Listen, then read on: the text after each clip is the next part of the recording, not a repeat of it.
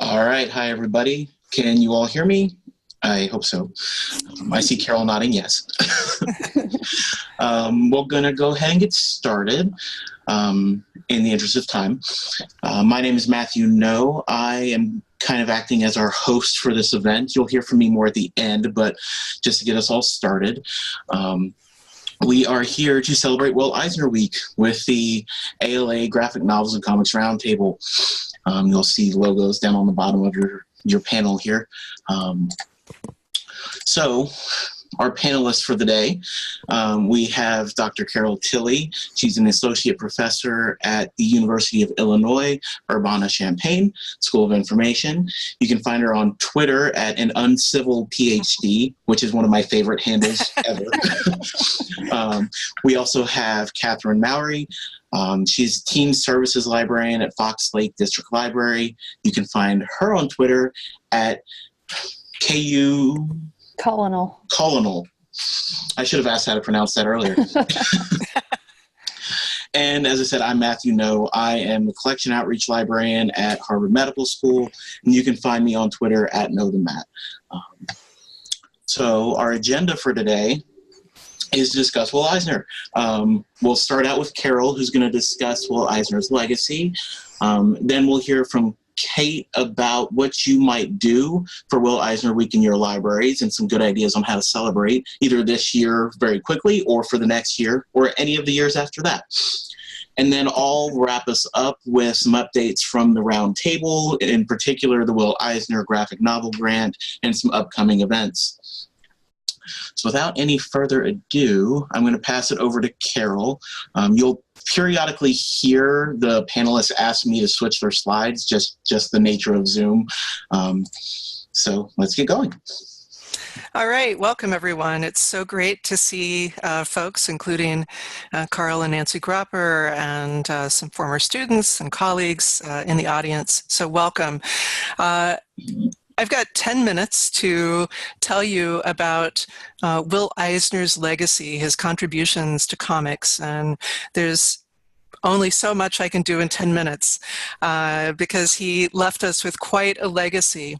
I know that, as it says here on the slide, Eisner is often considered the father of the graphic novel, and I think when we think of fathers or grandfathers or godfathers in terms like this, we often think of older men.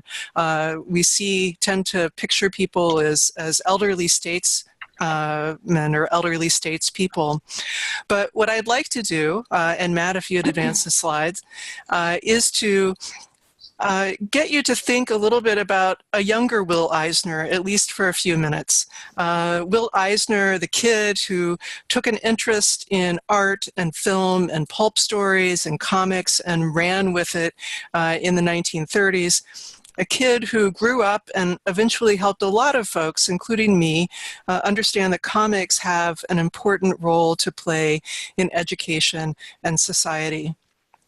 And so just for a quick benchmark or bookmark here, Eisner was born in 1917, and so you can see this lovely photo of him at his well-used drawing table, working on inking some strips of his The Spirit, which was issued in a few different forms in the 1940s. And Matt, you can go ahead. So part of what I study as a comics scholar is sort of kids in comics and kids in comics during the 1930s and 40s and 50s. And so it makes me really happy to be able to go back and think about Will Eisner being a kid and what Will Eisner's work looked like before he became the Will Eisner we all have gotten to know in the past several decades. And I wanted to start with just a couple of images of Will's high school art. He attended DeWitt Clinton High School in the Bronx. He didn't graduate. He failed a geometry class, so he didn't officially earn a degree. He spent his high school years and junior high school years selling newspapers to help make ends meet for his family. This was during the Depression, a time that was hard for many Americans. And that opportunity of selling newspapers also gave Will a chance to spend time reading comics, including things like Thimble Theater, Elsie Seeger's piece that we all often think of today as Popeye, George Harriman's Crazy Cat. And Will also read a lot of pulp detective novels, something that was popular during the 30s. But you can see in these pieces from high school that he had a grasp on both the cartoon and comic form, as well as sort of a finer art form, and showing promise even at age 16 or 17 here. And Matt, if you want to go on and go to the next slide. This is from one of Will's first published comics from a very short-lived comics magazine called Wow, What a Magazine. The 1930s had very different, there were very different ideas about what comic books were at that point in time. And you can see that Will, like a lot of folks getting started out in any kind of profession, wasn't always so great. I mean, take a look at those foreheads and all of those words crammed into speech balloons. It's just, the page is kind of a mess. But he was learning, and he learned a lot, and he learned quickly in his role as a cartoonist and a comics packager. He did a lot of early work for publishers like Quality and Fox, and as a packager, he helped manage a stable of artists and writers that included people like Dick Cole and Reed Crandall and Jerry Robinson and a lot of other folks who all became preeminent Golden Age creators. They were all just kids figuring out what comics were and how comics could work. But they all had this understanding that they were, I think, part of something important, part of something special during those years. And Matt, you can go on ahead. So Eisner had two breakthroughs in the 1940s. The first was with his comic strip slash comic book, The Spirit.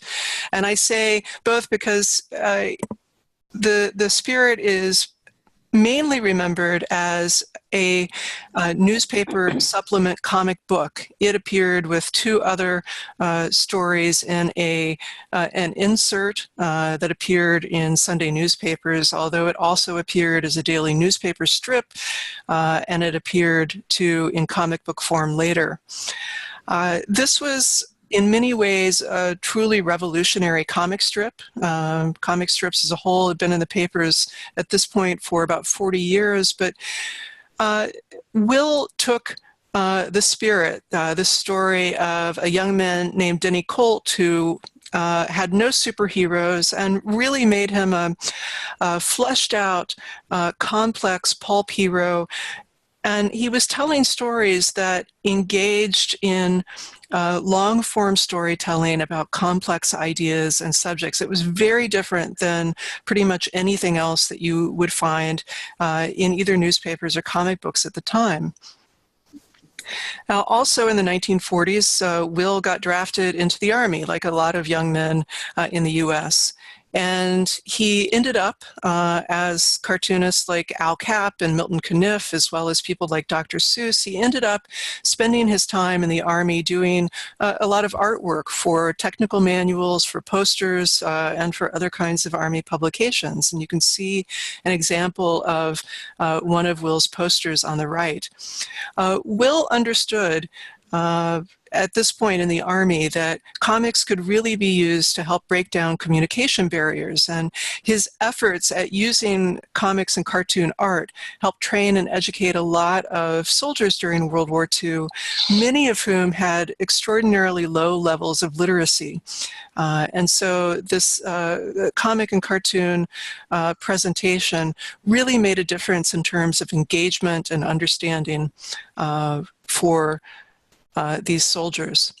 And eventually, it led to a long-running publication, PS Monthly, for the Army. It started in 1950, and it was a way of transforming sort of dull service manuals into a form that soldiers would actually want to read. So Matt, you can go to the next slide.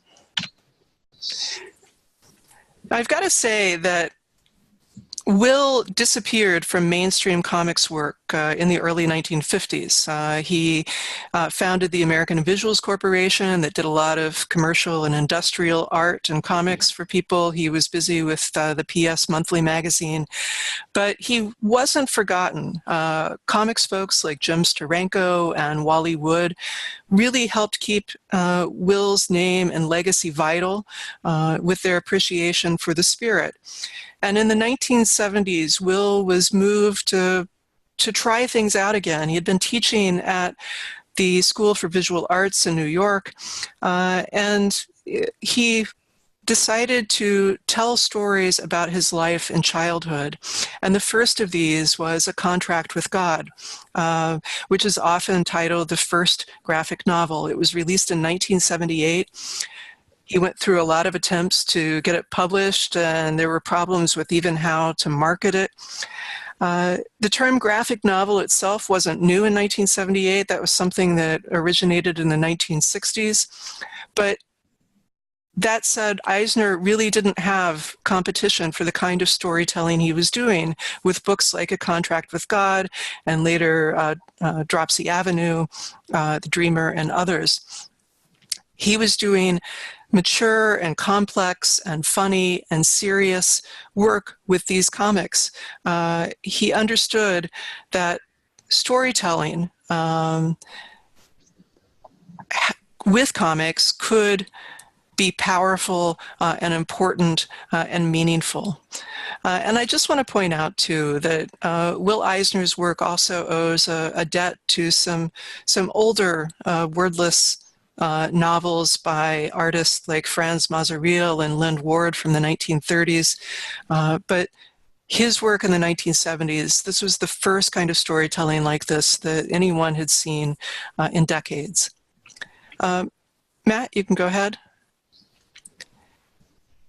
And I should note that Norton Publishing has in print more than 20 books by Will Eisner, both textbooks like Comics and Sequential Storytelling, as well as his fictional and autobiographical works. And Eisner also did literary adaptations such as Moby Dick, which is featured on this year's poster for the publisher NBM. But what I want to end with is this image from an article that Eisner wrote that was published in School Library Journal in October 1974. Eisner truly believed that comics had value for all kinds of readers, and he understood that comics is a way to communicate powerfully and efficiently. This article in 1974 was groundbreaking in many ways. It came out at a time when comics were still something of an anathema to librarians and teachers. They certainly weren't collected in large numbers in any kinds of libraries. They were often viewed in the same way that series books were at the time, which is, you know, they're not worth our money and our interest to get to put in our collections, that they would create more illiteracy than they would literacy or good reading habits. But this article for School Library Journal not only argued for the positive educative values, but also the communicative potential for comics, and helped encourage librarians to look for ways of including these materials in their collections and for teachers to include comics in the classroom. So I just want to say Will was not perfect, but he was perhaps the best advocate for the medium of comics we will ever encounter. And I think that the award, the Eisner Award, and the grants that bear his name in this week that we celebrate are wonderful small ways of remembering his legacy. So thanks. Thank you, Carol. And I want to echo the messages in the chat that this print is amazing, and as a print we can hang up in places. So I don't know who owns the copy right now, but I should note that I added the orange tint to it just to make it just to make it pop out a little bit more. Yeah. Well, it does. Okay, so now we're going to move to discussing celebrating Eisner Week in your library with Katherine or Kate. Either one, I think. Either one. Either one. So I'm going to move to your first slide and hand it over to you. Awesome. So in 2000, excuse me, a little hoarse. In 2017, which was the centennial of Will Eisner's birth, there were over 100 events held in cities throughout the United States and all over the world. And that doesn't include all the virtual events like podcasts and things like that. So hopefully each year we can increase that number, which is part of the reason we're having this webcast today. You can see the wonderful poster featuring art from Moby Dick on your left, and on your right is a flyer from a read aloud that Ohio State University held in 2012. And so, Matt, if you want to go to the next slide.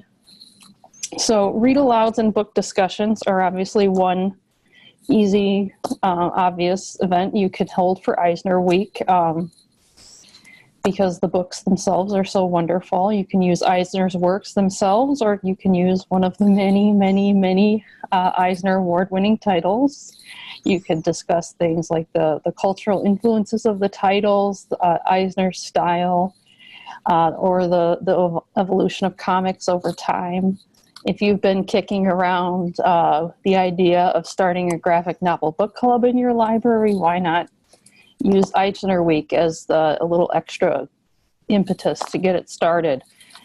Book clubs are so hard to start and maintain successfully. So use Eisner Week as a little extra oomph to get it going.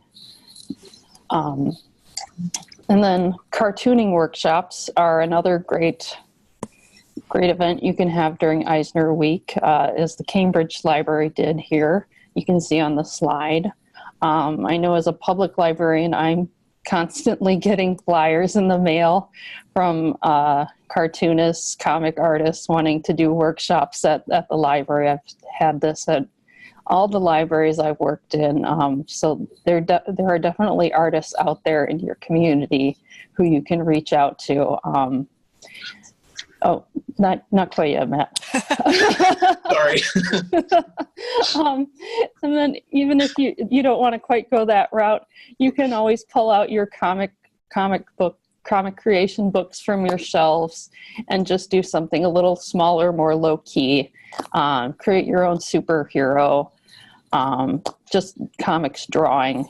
It can be as big or as small as works for your library. Now you can go ahead, Matt.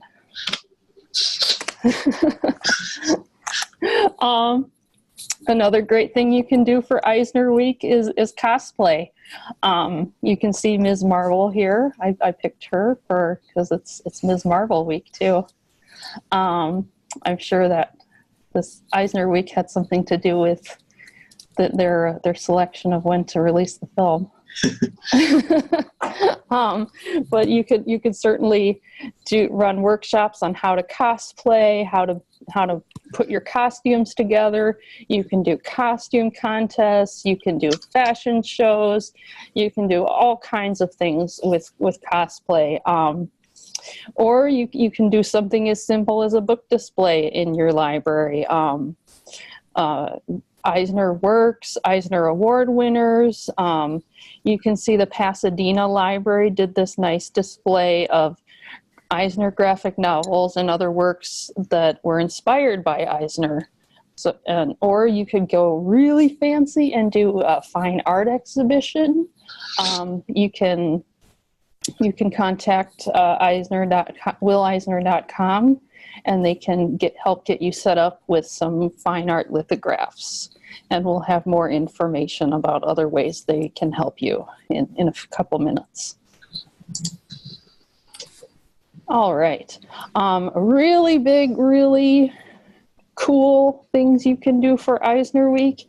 You can get panels of people who are very knowledgeable about comics and comic history from your local universities, comic book shops, elsewhere in the community, this might take a little more time to set up. So this might be a 2020 and beyond idea. That's okay. Whatever works. This could also be a great opportunity to build the community partnerships we're always trying to build in libraries.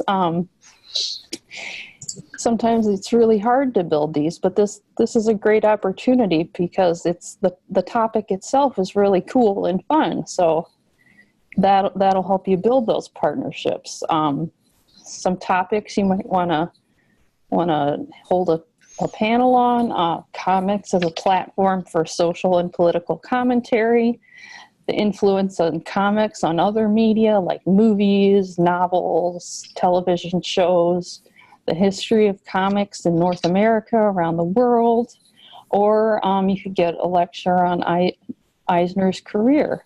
Also, there's 2 documentaries: Will Eisner, Portrait of a Sequential Artist, and then there's Will Eisner, Profession Cartoonist. And WillEisner.com, again, can set you up with copies of these 2 films for screenings at your library. And then you could either just hold the screening, or you could do the combo screening panel discussion. And then you can see this is a flyer that Penn State had for one of their the film screening and the panel discussion. And then here's a picture of Henderson State University's a talk they had on graphic novels for grown-ups, which was certainly true. They are definitely for grown-ups, teens, kids, everyone. Next slide, Matt. And then once you got your event, even if it's just an idea, it's not fully fleshed out, you need some help. Reach out to WillEisner.com because they're here to help you. They want to help promote your event. They want to promote it too. You can send an email to info@WillEisner.com and obviously tell them your name, who you are, your organization you're with. Tell them about your event. It's okay if it's not fully fleshed out yet. As much information as you know. They can send you a copy of those 2 documentaries I mentioned. Tell them your website, Facebook, Twitter, all your social media. If you have questions, ask them. They're there to help you. And then they'll get your event listed on WillEisner.com, on their Facebook, on their Twitter, and on their press releases they send out for Eisner Week. And then they'll send you some posters.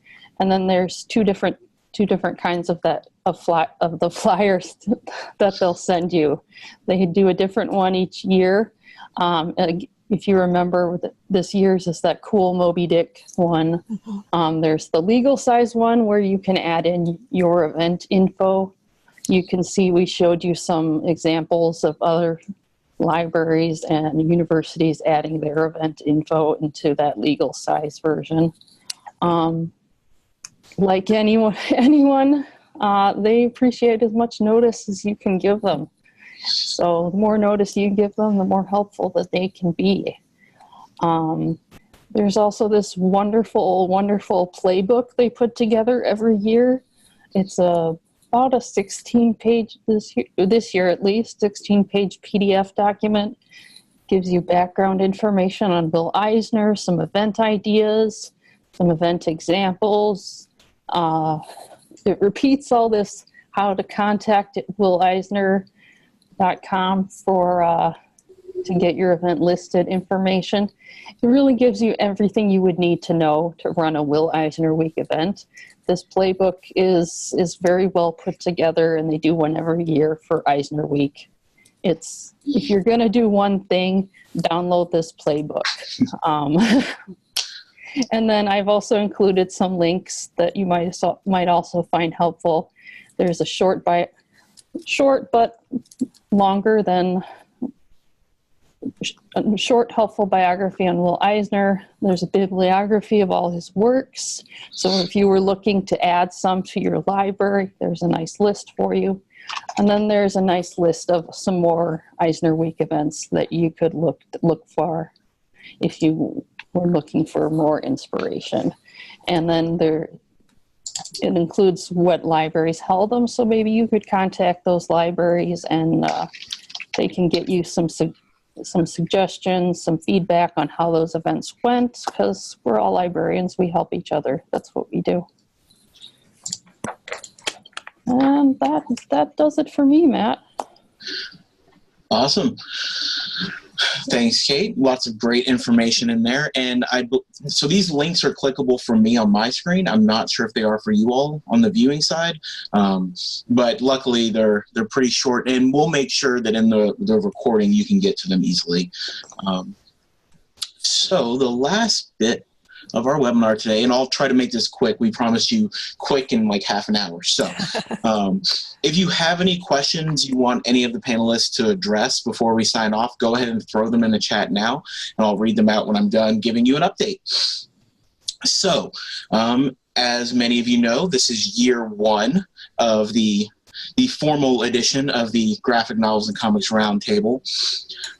Here's some amazing photos of the superstars that made this happen. And at this point, we were official on June 25th, 2018.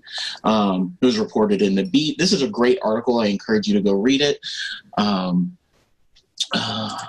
I'm trying to control two different So some of the stuff that we have done this year, you may have seen our earlier webinars, including a terrible picture of me in one of them. They got like the worst screenshots of all of us.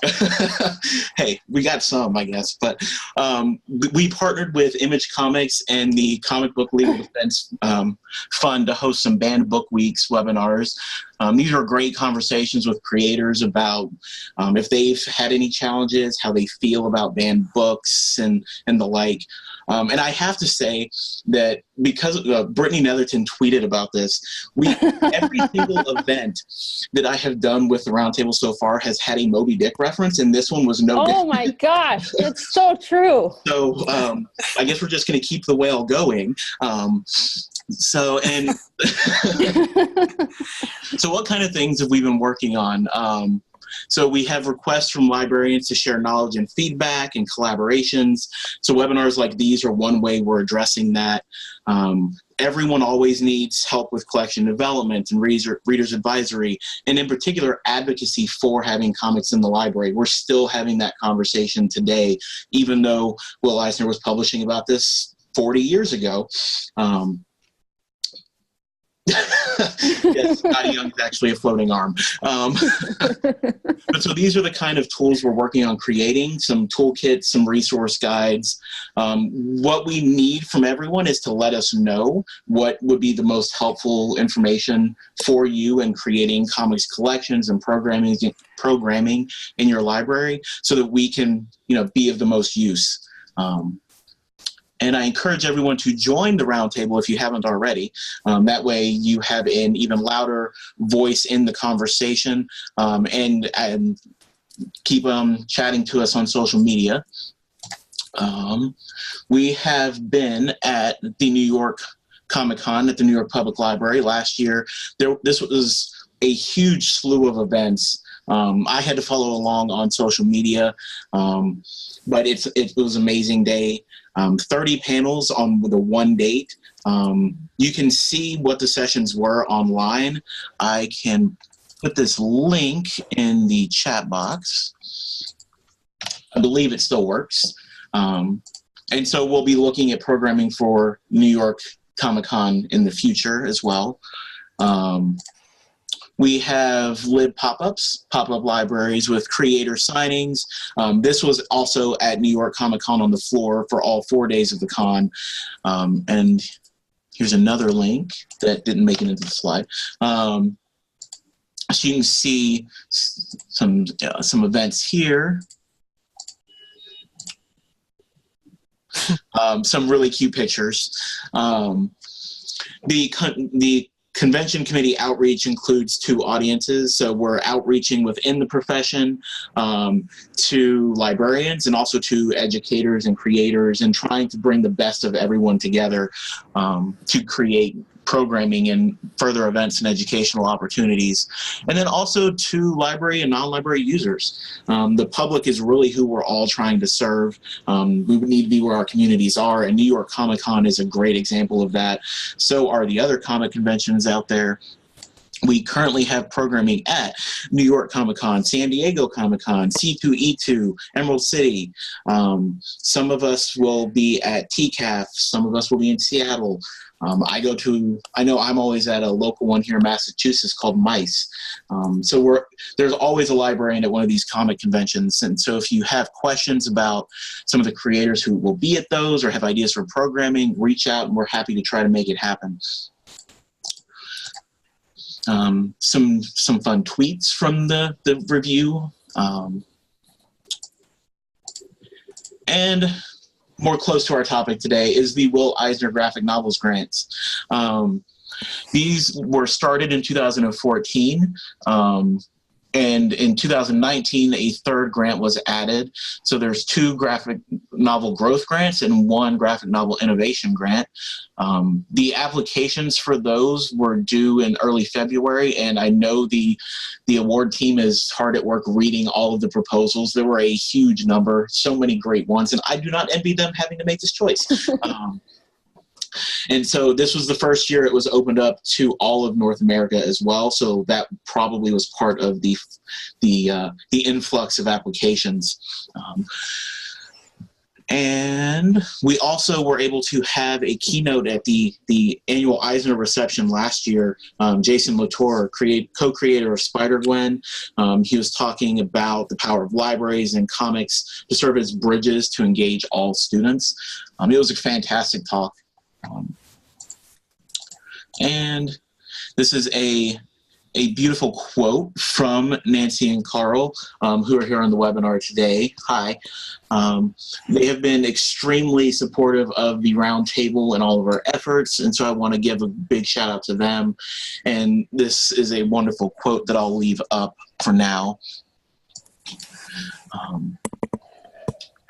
I don't think I see any questions. Oh, let's see some more information. Carol says everyone has her handle and her email is in there. Do you have a good infographic to share on the value of reading comics? My biggest opposition in the library is parents not wanting kids to read them, especially because of AR points. Kate, I think you might have had an answer to that a little bit.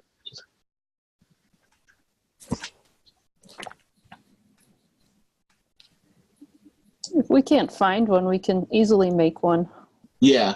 Do you have any experience with the AR points issue? Because I mean, when I get parents in there, you know, wanting them not to take a graphic novel because, you know, they need something for AR points, I usually try to get them to maybe compromise to take something that will, you know, satisfy the AR requirements, and then also check out a graphic novel too, you know.